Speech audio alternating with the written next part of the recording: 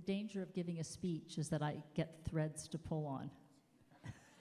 And the questions change. But I want to start really with Doug, who I met when he was serving on the committee, the investment committee of Windsport, stewarding the funds that were put aside to support Windsport after the 1988 Olympics. And as we've heard this evening, I had no idea of what Doug had accomplished at that time. Never came to meetings, provided all the input and the guidance that we needed, and then disappeared until the next meeting, but never a word about all the things that he'd accomplished. I had no idea. So just another sort of quiet testament to who you are as a person. So what I'd like to know is really what inspired you to take that entrepreneurial journey, other than working for someone and recognizing that might be a path you wanted to take. And did you ever imagine that it would lead to what it is today, both the foundation and Blue Sky? Is my mic on? Yes. It wasn't planned, but the first big step I took was when about 1970, I stepped out and started a one-man consulting firm. And then everything was up to me to make it work. But about the winter of 1972, I was sharing an office with a geologist who was independent too. And we came up with the idea of promoting the drilling of the first commercial gas well in northwestern Alberta in the Blue Sky Gething Formation. And it was successful. And that was the lead up to everything else that happened. Because then in 1974, we wanted to start a junior oil and gas company called Blue Sky Oil and Gas.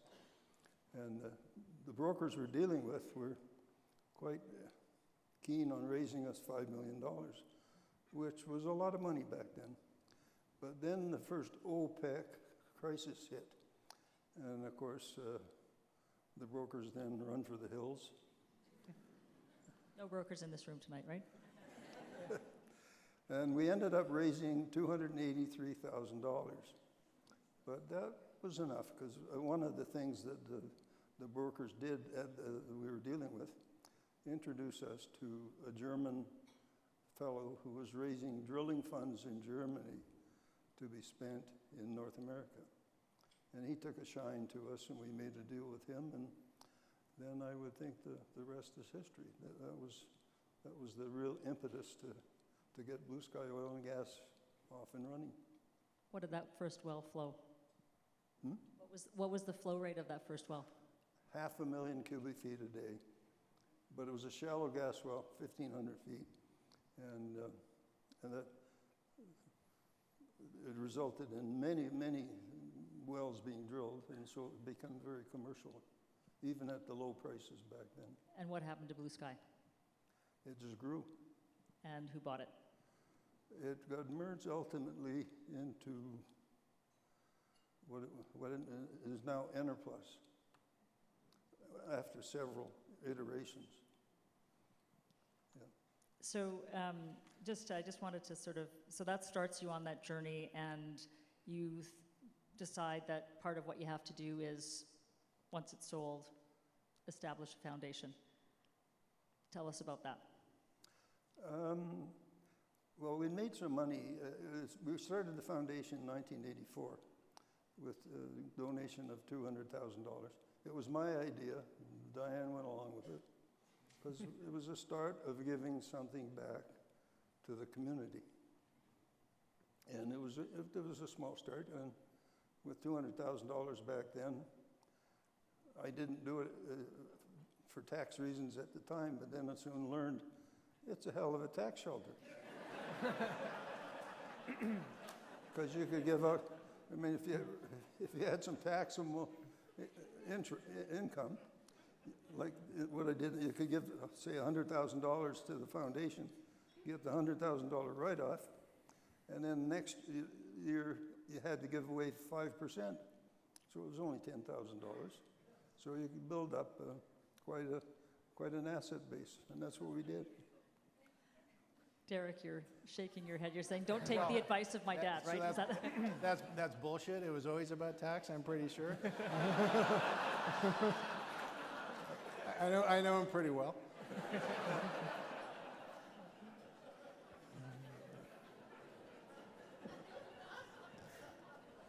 from the mouths of babes, right? Yeah.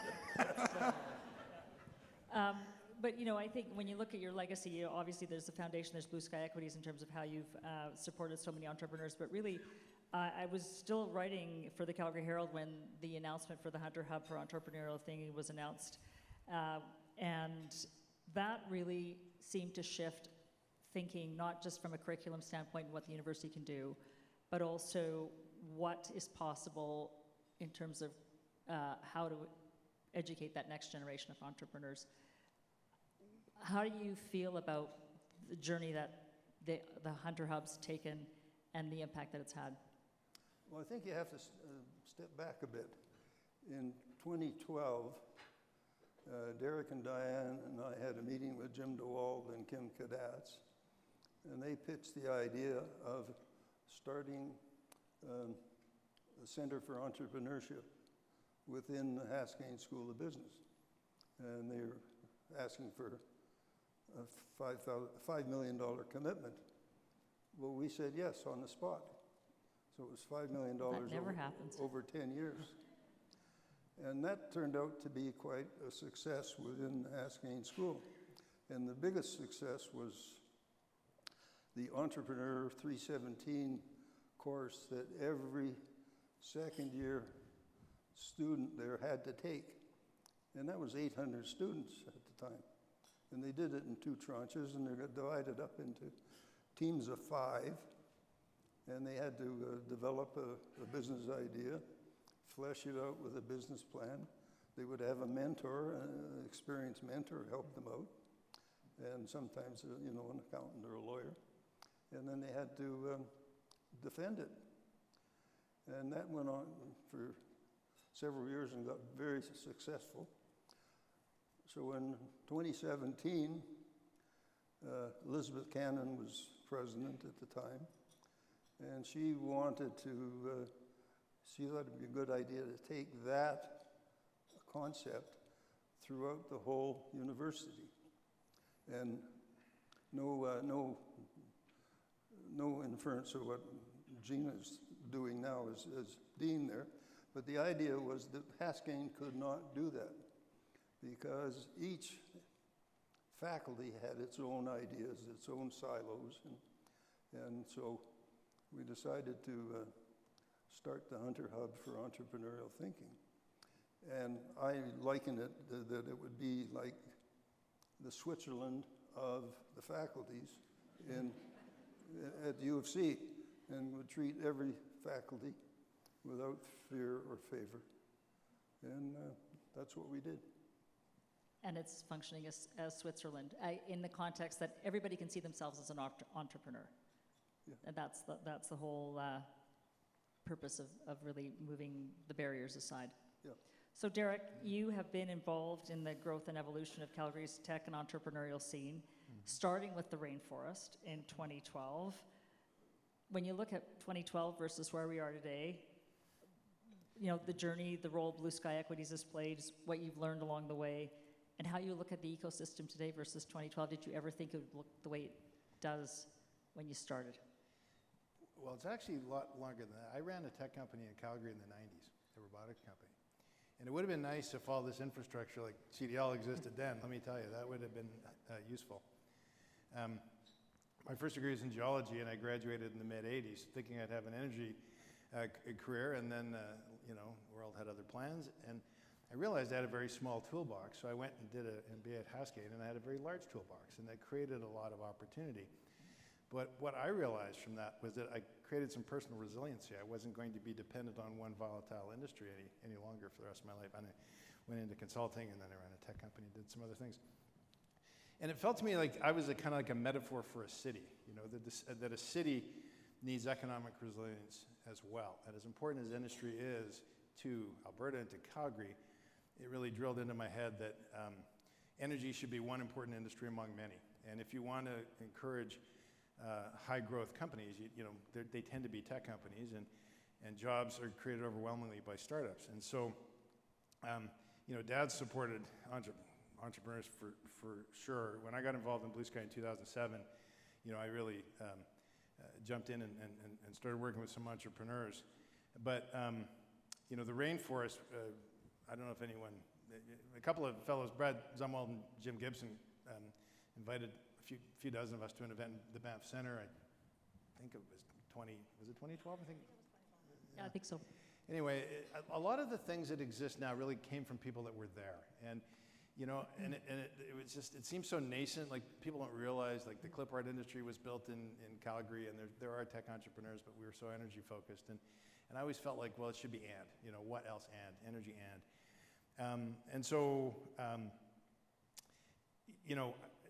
It's a funny thing, Deb, because I look back from, like, let's say the last 10 years since the price of oil collapsed in 2014 and think we have come a long way. I remember going to a session, they brought folks up from the city of Boulder, Colorado to explain how they did it, and we're all like, oh, we can't do that, we're not Boulder. And now I go, this is amazing, right? Like Platform Calgary, which we support, and we've got targets about 2,500 startup companies, and we measure this, and we want 45,000 employees by 2031, and it's really moving the needle, and a lot of citizens don't recognize it. But at the same time, Jeff Adamson, who runs NEO, is always like, yeah, okay, but what's next? It's like you can't rest on your laurels, and what are we doing about scaling and growing and building? And we're both right. So yes, it's satisfying for a lot of people that have been watching this over the last few years, but there's always more to come. So Adam, did you always think that you'd end up working with your dad and your grandfather, or did you have other plans for yourself, or did they have other plans for you? I don't know that I don't think I did, but I also don't think I didn't, per se. Yeah, growing up in our household, in an entrepreneurial household, I feel like I got a really great exposure to business at a very early age. I have memories watching Dragon's Den with my dad when I was younger, and evaluating deals, and just getting really great exposure from a super young age. Really lucky there. And me alongside my siblings and my cousins got the opportunity to join our annual family meeting starting at age 14. So we started to learn about Blue Sky and the foundation and the impact that it was making. So I think I was really primed very well, but it was always positioned as something that might work out in the future, but there's obviously no obligation. So I went off to university and got a degree in finance. And honestly, did not think about joining the family business after graduating. I went out to Vancouver and got some experience at a large private bank out there. And what was funny about that actually is it was completely unintentional, but it ended up being really good experience for what we do now with Blue Sky, because I was effectively sitting on the opposite side of the table of a lot of the groups that we deal with and work with now. So when the opportunity presented itself in 2022 to move back to Calgary and get the opportunity to work with my grandfather and my dad, and work, with and for my family, it was such a no-brainer. So think back to your 14-year-old self in terms of what you're doing now, and I guess I'm just curious as to what you tell the 14-year-old self in terms of sitting at those meetings, in terms of what you've learned and what that journey's been like. I wish I soaked it all in more, honestly. I think when you're 14 and you start to learn about a business and a foundation and the financials behind it, it's kind of a lot of it goes over your head, and that's one of the things that I'm trying to improve upon now. I have 14 and 15-year-old cousins who are now joining the meeting, and I'm trying to spearhead the explanation of what we do to them, but I'm trying to tailor that in a way that's accessible and actually interesting to them as well. And I hope I'm doing an okay job at that. Do you make them put their phones away? Yeah, yes, absolutely. Yeah. So I'm sure that there's working together as a family can have some of its challenges. I guess there's a couple of things. One is, how do you navigate the intergenerational dynamic, and what kind of differences have you had to deal with as you approach business, investments or whether it's in a business or from a foundation standpoint. Okay, he gets to take it. I've witnessed a pretty big difference, for sure. And what is that? Is that is it a rigidity in thinking, or is it just the foundational where you come from, what your experiences are? I think primarily the biggest difference has been probably the difference in investment style between both my grandfather and my dad. And what's been really interesting about that is both of those approaches have actually worked really well in different scenarios, but they're pretty different. I think. So what are they? I think Doug. These guys are both they're cowboys, and I'm the conservative. Oh, one. no. So yeah, I got to rein them in. That's my role. I like to say that I think I fit somewhere in the middle, but sure. Yeah. I mean, Doug's an eternal optimist, and I think historically he's just really aligned himself with very good people and taken calculated risks and written big checks based on a lot of these really deep relationships, and that worked out really well. And then I think I look to my dad, who's managed the Blue Sky and the foundation portfolio much more from a portfolio approach and thinking about diversification and downside risk, and that's also been fantastic over the course of the growth of the business. So Derek, are you the glass is half empty voice at the table? I hope not. I don't know. If you ask these guys, you probably might get a different answer. No, I think that Doug can be a little bit ready, fire, aim, and I think I know where that comes from. Yeah, he was an oilpatch entrepreneur, right? So that's fair. And honestly, the kind of risks that they took are pretty amazing. Like the story my mother always used to say, like this is incredible. Like you have like 2 little kids and you're starting a company and you've got no support, and she just said, well, if I have to, I'll go sell shoes at the Bay. It was kind of the stock line that she always was kind of saying. So they did things that most people wouldn't do. But sorry, what was the question? It was. I got a little sidetracked. But whether you're the glass half empty. No, I think things. Or the realist. I think the company. I made the comment about there was no manual. Like, what did we set out to do here? And so it's been almost 20 years since I've been involved, and the company's changed dramatically over that period of time, and it continues to change. And we are constantly kind of challenging ourselves and our team to how do we improve things, and how do we engage people, and how do we manage risk? And it's a very different place that we're at today, than we were at 20 years ago, 40 years ago. So I think it's a different management style, but I would say that Derek has brought a real discipline to Blue Sky that I didn't have. I went through several cycles in the oil and gas business. That makes you an optimist. yeah. Where there were a couple of cycles where it was so easy to make money because people were starting new companies all the time, and they'd often double and triple very quickly. So you could make a lot of money very quickly. Well, those times are gone. They're long gone. And so what Derek has brought, and what Adam is picking up on, is a very, very disciplined way of looking at potential investments, doing a lot of due diligence and stuff that I never did. I'm not so sure you were supposed to say that out loud.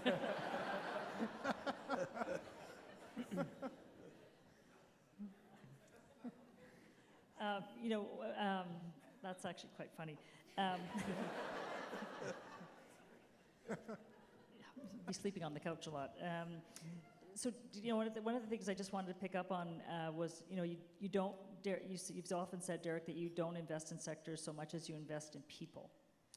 And you talked about your dad picking the investments based on who was behind them, and Adam's also talked about that.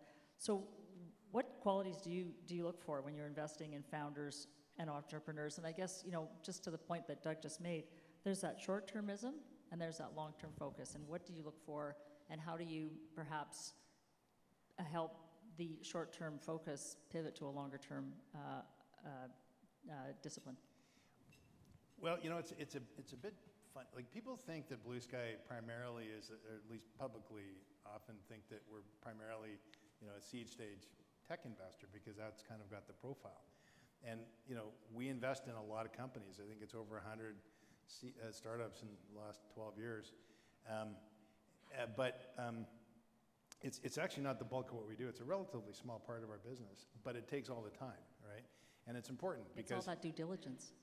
well, so the thing is, and I've been on panels with VCs, and they always say, well, you know, we invest in people, and you know, we're kind of like, well, we don't really invest in people. Like we do, but what we're doing when we're dealing with rank founders is we write a lot of checks. We write them fairly quickly. We have a process. We're very disciplined, but you know, there's only so much due diligence we can do.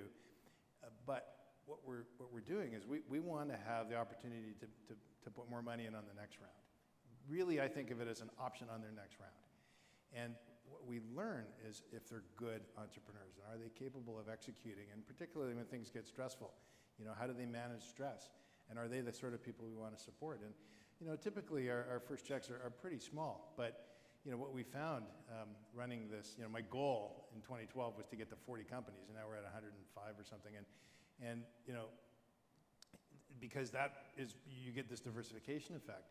And some of them have really emerged as tremendous founders. And you know, there's nothing more satisfying than when, you know, we haven't got a unicorn yet, but we got a bunch that are worth over 100 million. And it's really, really gratifying to see people go through that. And you really learn who are quality managers in a way that no amount of due diligence at the front end could ever supply. And how many of those 100 million valuations are in Calgary? So more than half of our investments are Alberta-based, and the vast majority of those would be in Calgary. Yeah. Now, to be fair, like we don't actually have like it's not like a geographic rule or anything. We're geographically agnostic, but I think we just see a lot of deals, and people know who we are. So you know, they knock on our door, and you know, and it's very synergistic because we're sort of, you know, we're at the University of Calgary. We've been there for the last 15 years preaching entrepreneurship, right? So somebody better be willing to write a check, you know. It's sort of drinking your own whiskey, I guess. So you're supporting your habit, basically. Yeah. You know, you talk about some of the things that you've done, the risks that you've taken. Just Doug, Derek, you moved into real estate in 2008. Yeah. That was a counter-cyclical move, Yes. financial crisis. What gave you the conviction to get involved in a market at a time when everybody else was bailing? So I had just joined Blue Sky. I said, we got to diversify out of oil and gas because that was mostly what Blue Sky had. And a friend of mine from MBA school had moved to San Francisco, and his partner wanted to buy an apartment building in Tulsa, Oklahoma. 434 units, Class B in Tulsa, Oklahoma. And I went down and took a look at it, and it seemed to make quite a bit of sense, but it took a long time for the deal to close. But we did close right around the point when the global financial crisis was setting in. But it was only ever meant to be a one-off. And what happened? Well, then the global financial crisis happened, and everybody panicked, and this partner, you know, wanted to buy another property in Oklahoma City, and I had you know. I thought you were diversifying away from oil and gas. That's Yeah. property in Yeah. Oklahoma. That doesn't Yeah. seem to fit the theme. Totally, yeah, exactly. No, these are rental apartments, and you know, it was scary as hell, and we weren't going to do it, and I went down there to look at the property and to tell him, no, I don't think we're in. And he convinced me that this was the opportunity of a lifetime in late 2009. And he convinced me, and then I came up and I convinced Doug. How'd that go? Actually, great. He's an optimist. Back to being a cowboy. Yeah, he was easier to convince than I was. And we had another partner, the Burkhold family, and Gordy Burkhold's here. Burkhold is here. And his dad, Jerry, needed to be convinced too. But, you know, it was true. It was, you know, the next 5 years was absolutely the best time to buy U.S. multifamily real estate. Yeah. So no regrets. No. That was a great trade. When you look at what's going on right now in the economy, broadly speaking, how fast things are going, I mean, Adam, where do you see opportunities? What scares you from an investment standpoint? And when you are talking to entrepreneurs working at Blue Sky, what are you urging them to be aware of, and how are you assessing risk in the current environment? Yeah, it's a good question. To me, I would say we manage both the Blue Sky and the foundation portfolios in a very diversified and almost mathematical way. Like, not to, to put on my finance hat a little bit, like we're trying to maximize risk-adjusted returns. We were trying to avoid a significant drawdown of capital over longer periods of time. And I think that's just where that diversification has come in really, really handy for us when times haven't been very good. If you look at March of 2020, or if you look at even the full year of 2022, our portfolios were pretty resilient. And that's, I think, a testament to, you know, the work of us, but also the great work of our team, putting a lot of work into all the different asset classes that they each individually manage and source deal flow in and work in. So it's hard for me to name, I guess, one specific thing that's keeping me, you know, up at night per se, but I think from my perspective, the key is just continuing to have that diversification and really managing a true, you know, all-weather portfolio. I'm curious as to how many AI seed stage companies are coming through your doors. A lot of them are that aren't actually AI. Like, you just put .ai at the back of something, right? Yeah, we're seeing a lot, but we haven't overextended in that area either. Like, we're not you know, we're not all in on AI, but we have some AI exposure. We're not all in on cryptocurrency, but we've had cryptocurrency exposure in the past, which has, you know, worked out well and also worked out not so well. So. Derek, you wanted to say something, I think, as Adam No, was talking. I was just thinking what's been keeping me up at night was actually anticipation of this event. So that, just in case you were wondering. I told you this wouldn't hurt a bit. It's fine. It's all good. I really wanted to dive into Converge and the commitment to mental health as being a pillar. Where did that start? You have quietly supported so many organizations such as the Calgary Counseling Centre for over 2 decades and other initiatives in the city. Why is this important to all of you? And yeah, let's just start there. Do you want to take that? Yeah, I want to take that, Doug. 40 years ago, my wife was president of the Mental Health Association of Southern Alberta. And as I was talking to Danielle Smith earlier, that was when you didn't talk about mental health issues. It was verboten. Well, now, everybody thinks they're in mental health. And there must be about 700 companies in Alberta that say they're, amongst other things, in mental health. But there's a lot of, they don't talk to each other. And so what Converge was, and Mona was the key person in starting this. And we have Megan Reed out there, who's now our executive director. They've really pulled this together and are trying to fill in the holes and make sure that, you know, that the different organizations can talk to each other about individuals that have problems, so that they can go through the system seamlessly. I'm sure I'm not explaining it very accurately or fully, but the objective is to make it a countrywide organization that is going to help individuals with mental health issues. Gina referred to it as connective tissue, so maybe Derek, Adam, you can talk more about that. Well, Gina Rodstein was really instrumental in terms of helping us get our heads together about what is it we want to do with this foundation. I think a lot of private foundations get spun up for, you know, estate and tax planning purposes, and the next step of the hard work of actually saying, what do you want to do, you know, a lot of times gets sort of put to the side. So she was really, really instrumental, but she also kind of pointed us in that direction. It was also a bit of an homage to Diane, because it was so important to Diane. And there's just so much inefficiency in the system, and so many entities and agencies that don't necessarily work together or are not allowed to share information or what have you. And yet, we all know it's so important, particularly for young people, you know, with social media, with smartphones on your hip all the time, with COVID. I mean, there's just been so many things. And so I think it was actually pretty easy for us to decide that this was an area we wanted to try and make a difference in at scale. how do you do it? And this is, 4 or 5 years in now, I guess, and they just had their latest conference in Toronto. It's national. They've got hundreds of organizations across the country that are part of it, and it's, I guess it's like we're not from the government, so people will show up because we're it's like it's true. They can get people in the room, and it's not like a zero-sum game, where you're competing for the same funding spigot.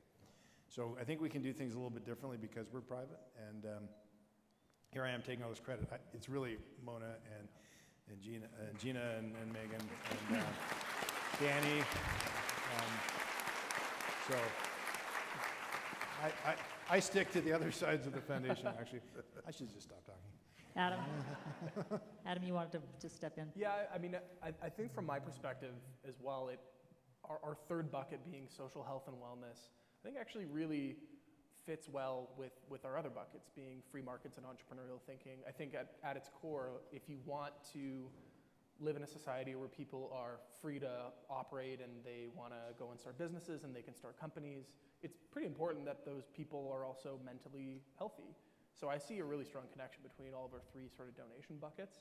And these guys have talked about the challenges and the barriers that exist within the system. And at least from what I've seen, the ability to amplify the impact of giving is just really apparent in the area of mental health. Like you mentioned the Calgary Counseling Center. One of the things that really stands out to me is if we use some of our dollars to donate to the Calgary Counseling Center and someone is able to get help, at that level, maybe that helps them not end up in a hospital down the line, which is obviously a way worse situation for them to be in, and it's also a lot more costly for the system. So through that original donation, we're actually able to make an impact that's greater than just that actual monetary value, and I see a lot of value in that. What about we still work on addressing the stigma of talking about mental health? Where do you think we've come in terms of how Converge is contributing to that? Any one of you can answer that, I thought. I don't feel qualified.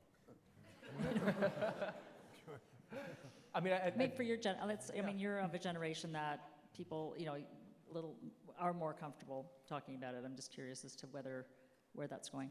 I think that's certainly the case, and it's still a work in progress, right? Like Doug mentioned that when he was younger, talking about mental health wasn't really a thing. There was a lot of stigma around that, and now I think generally people feel a lot more comfortable talking about mental health challenges that they might be dealing with, and that's really great. But I also think there's also a whole lot of new challenges around mental health that are facing young people that we haven't seen before.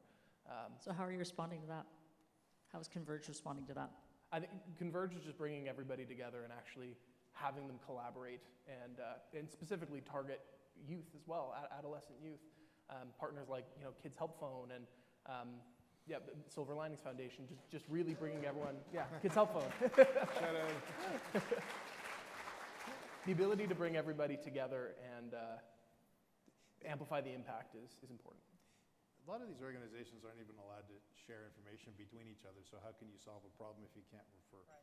So this is a big problem that Converge tackled right out of the gate, right? Is that a privacy issue or is just... Can be, yeah.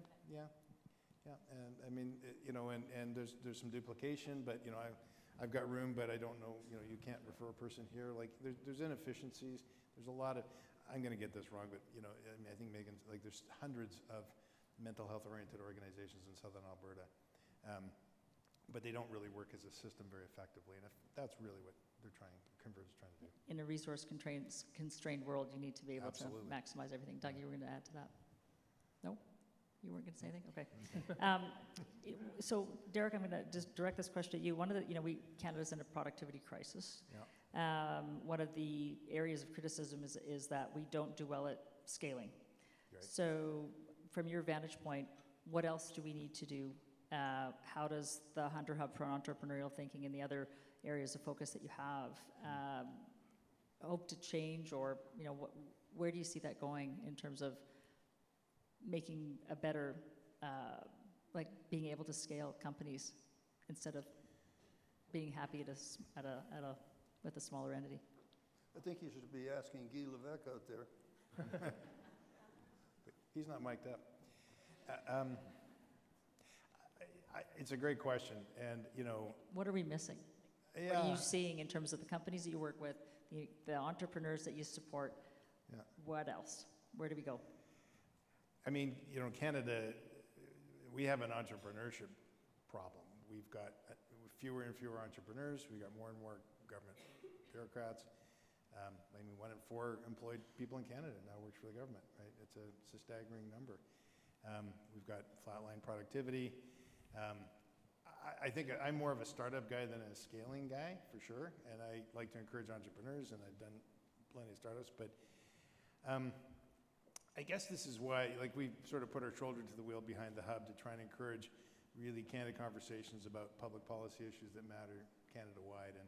And you mentioned the Hunter Prize. We're now in our 4th year, and it's really this year's prize. Just was the competition was just opened a couple weeks ago, and it's about how do we encourage more entrepreneurs, because it's that bucket. If you fill the funnel, you're going to get some number will thrive and grow and scale, and of course they need capital, and they need market access, and they need all sorts of things. I think I don't want to get too sad, but Canada's not competing very well generally. Maybe some of the answers will come out of this year's competition. I hope. Adam, you're the next generation. There's a lot of expectations for your generation. When your dad talks about that lack of entrepreneurship, that sort of propensity perhaps not to take risk and do perhaps what your grandfather did. How do you see that? What role do you see yourselves playing in changing that mindset? Yeah, it's a good question. I think I've got, I'm not an entrepreneur myself by the strict definition of the term. I haven't gone out and started an enterprise per se, but I think that's kind of why we've expanded our definition to entrepreneurial thinking instead of just entrepreneurship. We don't need everyone in the next generation to go and actually start and incorporate a business, but I think society is going to be significantly better off if everyone is equipped with the tools to look at challenges and look at challenges and see opportunities and come up with creative ways to try and solve them, whether that be through actually starting a business or just working within your current job. Yep. I'd like to make 2 comments about the foundation that are important. One is in the year 2000, that's when we started Blue Sky Equities Limited. And the idea was that we were going to take our corporate assets that were all in a company called RFM Capital, divide them into 2, put half into Blue Sky, and then Blue Sky was going to be the family legacy company that would carry on for generations. The part that went into RFM Capital would ultimately go into the foundation. So half would go into the foundation. And I like to think that we beat Warren Buffett and Bill Gates by 10 years in determining that half. And the second point I was going to make is that the foundation has a termination date, which is 40 years after the last of Diane and I died. We're worried about mission creep that often happens with foundations that go through several generations where they lose sight of what the initial founders had in mind. So. And how did you come up with 40 years? Why 40 years? Well, we started out with 20. He figured he could trust me. That's called mission creep. No, the problem is that between Adam and Steve Kallur, who's over here somewhere, they're managing the foundation funds. And even though we give away way more than the 5% that's required, the principal keeps going up. It's a good problem to have. Yeah. So we figured we'd have to give them more time to give it all away. I think that means a lot of organizations benefit. And that's a good note to end on in terms of the questions that we have. I really want to thank each of you for a great conversation, and I know this isn't your comfort zone, so thank you for being so generous with your time and your thoughts. I think we've all been inspired by the Hunter story for their ambition, their humility, and their commitment to making Calgary a better place, and really that dialogue from generation to generation, inspiring others who are in a similar position to do the same thing. Through their philanthropy and community leadership, they've made significant contributions to Calgary's entrepreneurial ecosystem and transformed the opportunities available here for future generations. And their story is a reminder that taking risks and thinking boldly can lead to outcomes far greater than we imagined. And in many ways, that's what it means to be a Calgarian, because this is a city built by people who see opportunity, to see possibility, who see no limits, really, because we are that blue sky city defined by ambition, talent, and that's what the Hunters embody in the terms of where we are as a city and where we're going. As former chancellor of the university, I had the privilege of seeing firsthand the impact of the Hunter Hub for entrepreneurial thinking, and everyday students are being encouraged to think outside the blocks, think differently, and pursue their goals with confidence and build a bigger toolkit, because that's what everybody needs as the world changes on a daily basis. That investment in the next generation will continue to benefit our city and our country for years to come. As Calgary continues to evolve, the legacies we remember most will be the ones that inspire people, the ones that strengthen communities and create opportunities for others and set an example for others to follow. So once again, congratulations to the Hunter family on receiving the Inspiring Business Leader Award tonight.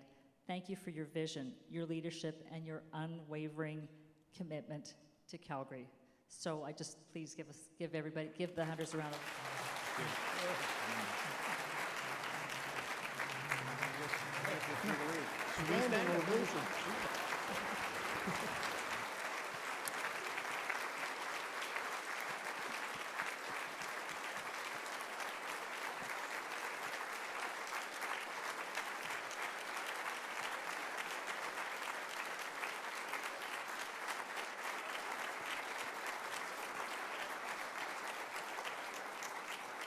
I just have two more things to say before I let everyone go. One is I'd like to invite all previous Distinguished and Inspiring Business Leader Award recipients, along with all 2025 scholarship recipients in attendance, to please make their way to the stage for photos. And I also would like to say thank you. This is always, this is a wonderful room. There are so many people. I'd like to thank the Haskayne School of Business and the staff at the Calgary Chamber of Commerce, the teams that have helped to navigate this gala, organize it, and make sure it is the success that it is tonight. And I would specifically like to highlight that they've achieved a gold level sustainability badge for this event.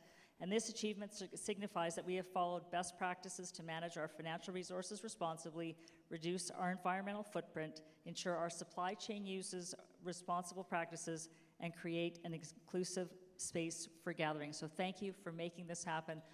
Thank you, and have a great evening. And please, all the prior award winners, come up to the stage.